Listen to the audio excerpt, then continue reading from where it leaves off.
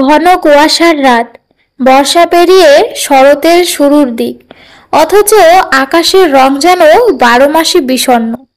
নদীর ধারে গ্রামটা, নাম ডাহুকা। চারদিকে বিস্তীর্ণ মাঠ, ঝোপঝাড়, কিছু পাকা রাস্তা আর একটা পুরনো ভাগাড়। গরু, ছাগল আর কুকুরের হাড়গোড় ছড়িয়ে ছিটিয়ে পড়ে থাকে সেখানে। কিন্তু ভাগাড়টা শুধু ভাগাড় না, লোকমুখে শোনা যায় ওখানে রাতে কিছু দেখা যায়, কিছু শোনা যায়, যেগুলোর কোনো ব্যাখ্যা নেই। রাতে ভাগাড়ের পাশে গেলেই একটা উৎকট গন্ধ নাকে আসে, পচা মাংস, রক্ত, ধোঁয়া আর কিছু অজানা কিছুর মিশ্রিত গন্ধ।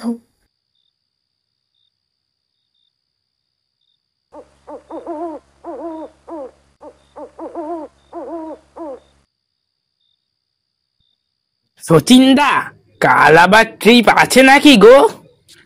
হুম, রাত 3টায় রেডি থাকিস। ভাগাড়ের পাশ দিয়ে আসতে হবে। বিনোদের ট্রাকটা নিয়ে যাব। খবর এসেছে মালটা বড় আর অনেক মোটা তাজা রে। কি বললি? ওই ভাগাড়ের পথটা? না, কাল ওইদিকে কুকুরের দলও ছিল না। সব যেন কেমন হাওয়া হয়ে গেছে।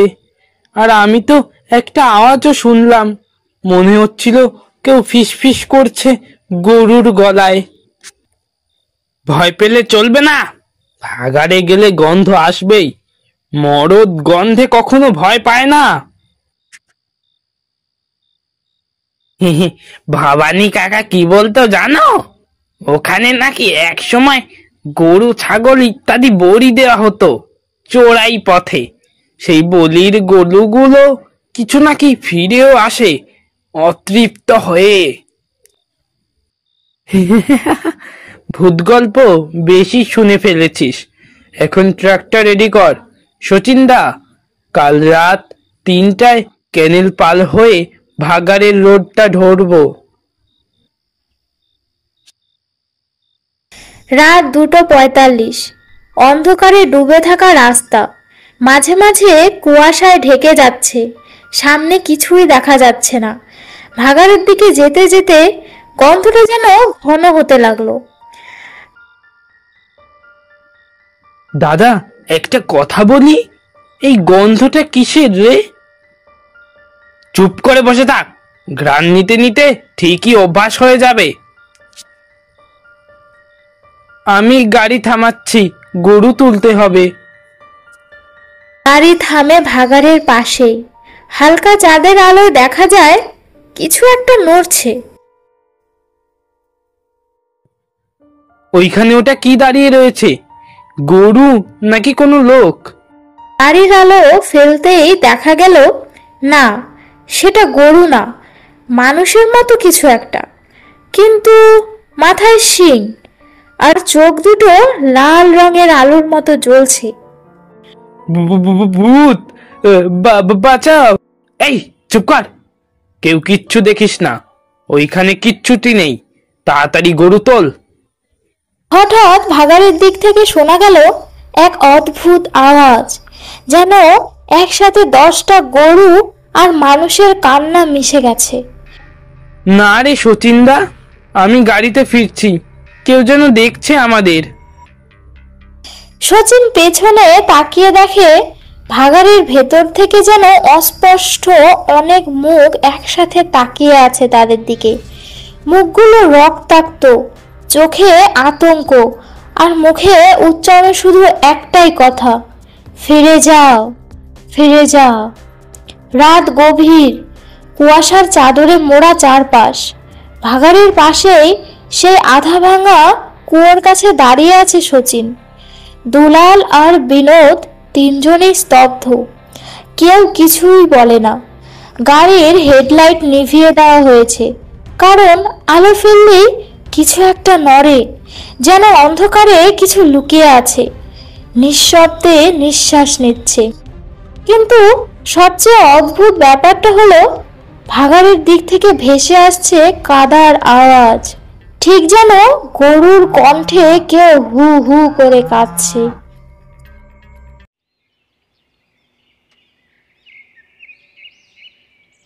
পরদিন সকাল। সূর্য ওঠার সঙ্গে সঙ্গে পুরো গ্রাম যেন ঘুম থেকে জেগে উঠলেও শচীন, দুলাল আর বিনোদের চোখে ঘুম নেই। রাতে ভাগাড়ের পাশের সেই ঘটনা তাদের মানসিক অবস্থা পুরো উলটপালট করে দিয়েছে। কাকা, আমরা এসেছি, একটু কথা বলতেই হবে। গতকাল রাতে আবার ভাগাড়ে গিয়েছিলাম। আমি জানি, আমি স্বপ্নে গরুর কান্না শুনেছি। রক্তে ভেজা গরুর চোখ আমার স্বপ্নে এসে তাকিয়েছিল। তোমরা জানো ভাগাড়ে আগে কি হয়েছিল? শুধু মৃত পশু ফেলার জায়গা নয়, ওটা ছিল বলির স্থান। ব্রিটিশ আমলের আগে ওইখানে গরু বলি দেওয়া হতো এক পিশাচ উপাসকের তন্ত্র সাধনার জন্য। তাকে সবাই কালো পাথরের পিশাচ বলে ডাকতো। কালো পাথর? হ্যাঁ, ভাগাড়ের মাঝখানে আজও একটা কালো পাথরের বেদি আছে। অনেকে দেখে ভয় পায়, আবার কেউ কেউ দেখে না। সেই পাথরের ওপরেই রাতের বেলায় বলি হতো। একটা নির্দিষ্ট সংখ্যা ছিল, 3। এক রাতেই 3টি গরু, 3টি ছাগল আর 3টি শিশুর রক্তে সিঁদুর দেওয়া হতো পাথরে। শিশু মানে মানুষের বলি হতো কাকা? হ্যাঁ, তার বদলে ওই সাধক নাকি অমরত্ব চাইতো।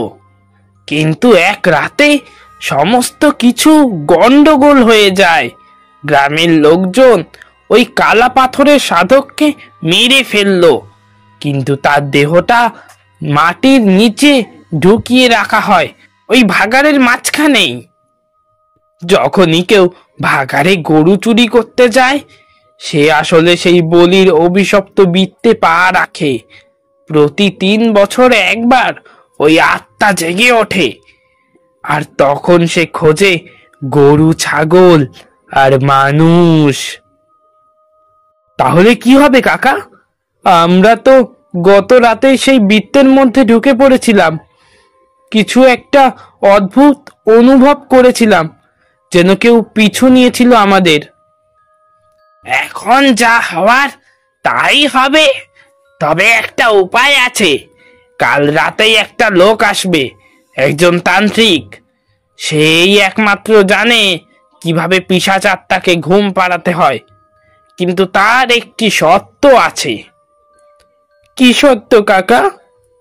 তাকে নিয়ে যেতে হবে ভাগাড়ে, সেই কালো পাথরের সামনে, এবং তার আগে তোমাদের 3 জনকে দিতে হবে রক্তের ঋণ। রাত্রি 8:30। চারদিক নিস্তব্ধ। ভাদ্র মাসের পূর্ণিমা আজ। কুয়াশা নেই, কিন্তু হাওয়া বইছে, যেন শ্মশান থেকে উঠে আসছে। চারদিকে অদ্ভুত এক গন্ধ, ধূপ আর পচা মাংসের গন্ধ একসঙ্গে মিশ্রিত আছে। ধূপ আর পচা মাংসের গন্ধ একসঙ্গে মিশে আছে।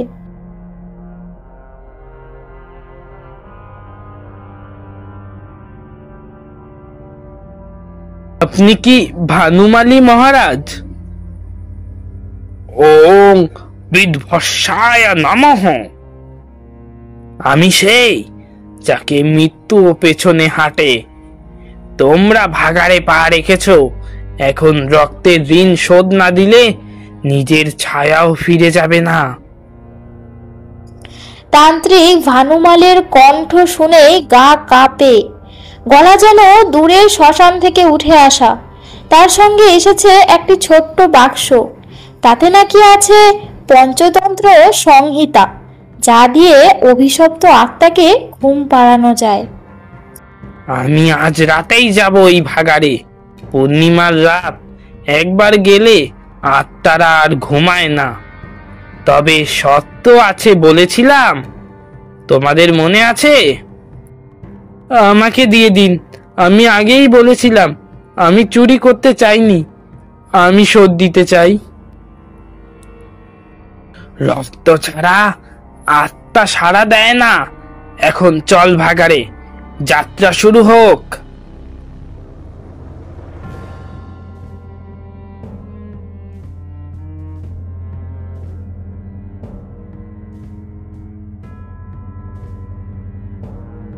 এই সেই বেদী, এখানেই শত শত নরবলি হয়েছে। এখান থেকে আমি এবার শুরু করব তন্দ্র সাধনা। যেই মুহূর্তে আমি মাটিতে আঁকবো মৃত্যুর মণ্ডল, যে কেউ এক পা যেন না নাড়ে। ওং কৃপাং কং শিয়াং রক্ত পিপাসী ইয়া মহাবিশালাং নম পিশাচ মুক্ত করং গ্রন্থং ওং হিং ক্রিম ফট মৃত্যুর রক্ত চটচট। ওটা কি রে দাদা? আমি তো মরছি না। চোখ বন্ধ কর, গলা শক্ত কর। ওর মুখের দিকে তাকালে জীবন যাবে, আত্মারা ছিঁড়ে খাবে। এখন এটা শেষ মন্ত্র।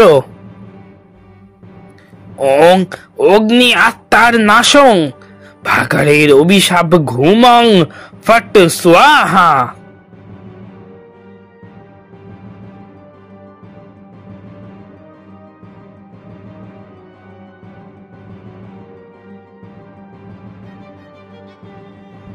শেষ নয়, এটা ছিল মোটে শুরু। তুমি রক্ত দিয়েছো, তাই এই রাতে বেঁচে আছো।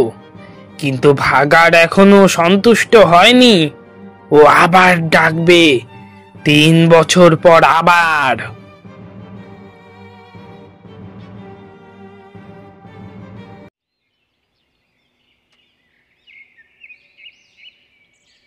গ্রামটা অনেক বদলে গেছে।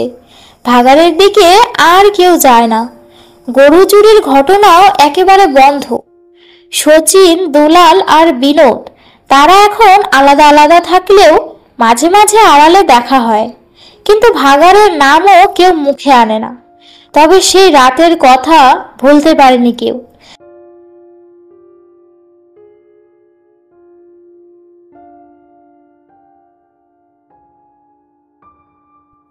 দাদা, ভাগাড়টা তো এখনো ফাঁকা পড়ে থাকে, তাই না? গরুর চামড়া জমে আছে শুনেছি, একটাও লোক যায় না। হ্যাঁ রে, শুনেছি। আগের মতো লোকজন চুরি করতো গরু এখানে, এখন কেউই যায় না। ভয় পায় বোধহয়। ভয় বলতে ভূত টুত। ভাগাড়কে নিয়ে খেলা করিস না রে ছেলে। গরুর চামড়া পচে যেতে পারে, কিন্তু ভাগাড়ের পিশাচ ঘুমিয়ে থাকে মাত্র 3 বছর। আজ আবার সেই রাত। আচ্ছা কাকা, ভূতের গল্প তো শুনেছি ছোটবেলা থেকে, কিন্তু আজ রাতেই আমি ভাগাড়ে যাব, প্রমাণ করব সেইখানে কিচ্ছুটি নেই। গরুর হাড় কুড়িয়ে বাজারে বিক্রি করব, 2 পয়সা হবে, কি বলো? আজ রাতে ভুলেও ওই দিকটায় পা দিবি না। আজ পূর্ণিমা, আবার 3টে বছর পূর্ণ।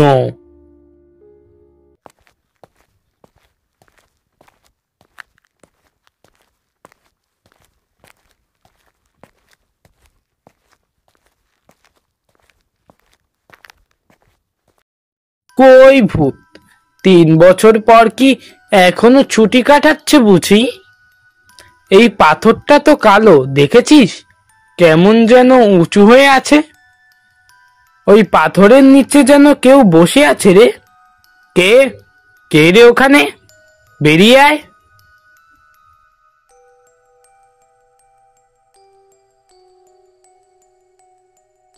ও মা গো, ওটা কি?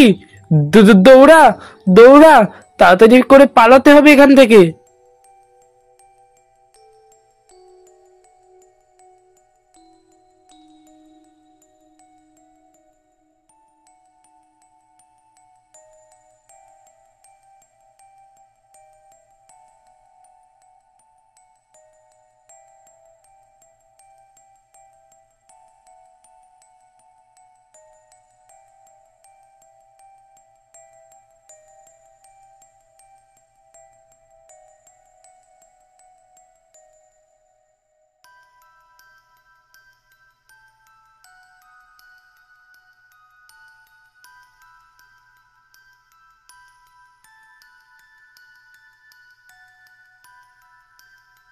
রাহুল, ও তো কিচ্ছুতেই জানতো না। ভাগাড়ের কাছে গিয়েছিল গরুর হাড় কুড়াতে, আর খোঁজ নেই তার। 3 বছর আগের রক্ত কি আবার ফিরে এসেছে? না, ফিরে আসেনি। আসলে ও কখনোই পুরোপুরি ঘুমায় না, শুধু অপেক্ষা করেছিল পূর্ণিমা এলেই চোখ খুলবে। এবার ও ক্ষুধার্ত, এবার চাই নতুন রক্ত, নতুন আত্মা। তাহলে কি আবার ভানুমালির কাছে যেতে হবে? না, ভানুমালি আর নেই। শুনেছি গত বছর বেনারসে এক ঘূর্ণির মধ্যে উধাও হয়ে গিয়েছে। এখন কেউই নেই যে ওকে ঘুম পাড়াতে পারবে। ও আমাদের খুঁজছে। ও জানে আমরাই তান্ত্রিক ডেকেছিলাম, আমরাই ওর ঘুম ভেঙেছিলাম। তাহলে কি করব এখন? একটা রাস্তাই আছে, এটাই শেষ রাস্তা। এই পুঁথি ভানুমালির আমাদের দিয়েছিল, বলেছিল যদি ও আর না থাকে তাহলে এই পুঁথির ভিতরে থাকা ভাগাড়ের পিশাচটাকে আটকে রাখার শেষ মন্ত্র। কিন্তু মন্ত্র পড়ার আগে চাই আগুনের চোখের সামনে দাঁড়ানোর সাহস। রাত্রি 1টার সময় বাতাস নিস্তব্ধ। আকাশের মেঘের ফাঁকে ফুটে উঠেছে জ্যোৎস্না। কালো পাথরের সামনে আগুনের মতো দুটি চোখ জ্বলছে। ওখানে ওখানে ও রয়েছে। মন্ত্র পড়া শুরু কর। ওম কুড়ো আত্মায় নমো, ভাজেশ্বরী রক্ত ভাজি পিশাচয় মুক্ত, উতান সুচোখাং জলাঙ্কু অন্ধকারং ফট স্বাহা। আমি আর পাচ্ছি না দাদা, ওর চোখের দিকে তাকালে মনে হচ্ছে আমার মা আমাকে ডাকছে। চোখ বন্ধ কর আর শেষ লাইনটা পড় তাড়াতাড়ি। রক্তে ভেজা ভুঙিং শুদ্ধ করং অগ্নিতা পিশাচ ঘুমাং ওং ফট। এক তীব্র ঝড় ওঠে। ধুলা, হাড়, কাদা সব মিশে বাতাসে ঘুরে ওঠে। কালো পাথরের ফাঁক থেকে বেরিয়ে আসে এক বিশাল ছায়া। চতুষ্পদ, ত্রিভুজ মুখ, আগুনের চোখ। তার বুক ফেটে বেরোচ্ছে হাজারো কান্না আর গোঙানির শব্দ।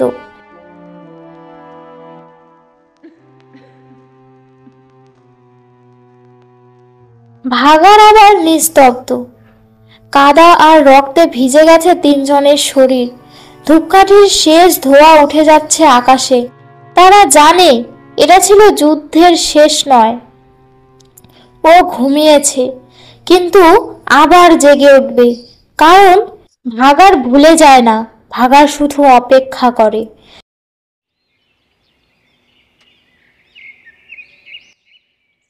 গ্রামটা মনে হচ্ছিল শান্ত, কিন্তু প্রকৃতির স্তব্ধতা সবসময় বিপদের পূর্বাভাস। চুপি চুপি বাতাস থেমে যায়। পাখিরা আর গান গায় না। কুকুরেরা হঠাৎ রাতে চিৎকার করতে শুরু করে। তুই রাহুল, তুই কোথায় ছিলি রে এতদিন? তোর মা বাবা খুঁজে মরল রে।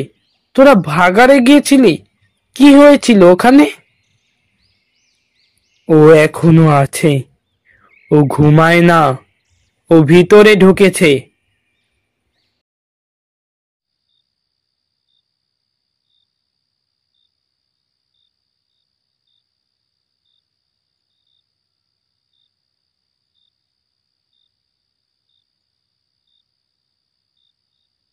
আজ দেখি রতন ফিরেছে। 5 বছর আগে ভাগাড়ে গিয়েছিল গরু কাটতে, তখনই হারিয়েছিলাম। এখন আবার সে ফিরে এলো। এরা মানুষ না, এরা ওই পিশাচের বাহক। ভাগাড় তাদের শরীর নিয়ে ফিরিয়ে দিয়েছে, কিন্তু মনটা ভাগাড়েই আটকে রয়েছে। তাহলে আর দেরি করিস না, তোর কাছে তো পুঁথি আছে না, সেই মন্ত্র যা আত্মাকে মুক্ত করতে পারবে। কিন্তু কাকা, মন্ত্র তো শরীরের ওপরে পড়তে হয়, তারা তো মানুষ। না, তারা এখন আর মানুষ নেই, তারা হচ্ছে জীবন্ত মৃত, ভাগাড়ের একটা সামান্য হাতিয়ার।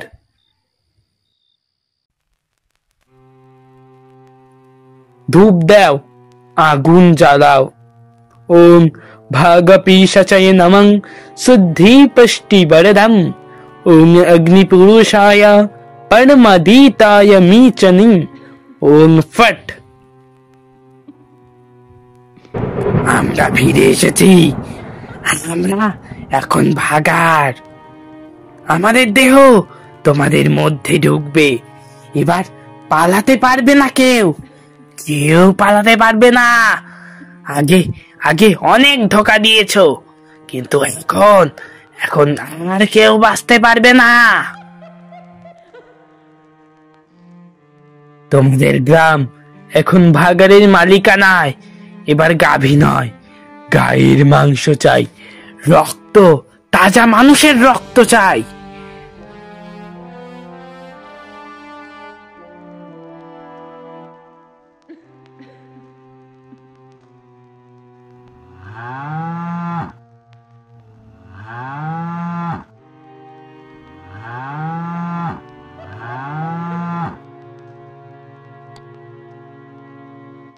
পরদিন সকালে গ্রাম জেগে ওঠে, কিন্তু সেই চারজনকে আর কেউ খুঁজে পায় না।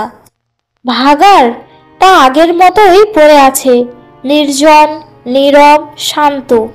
কিন্তু ভাগাড় কখনো মরে না, ও শুধু রূপ বদলায় আর অপেক্ষা করে তোমার জন্য।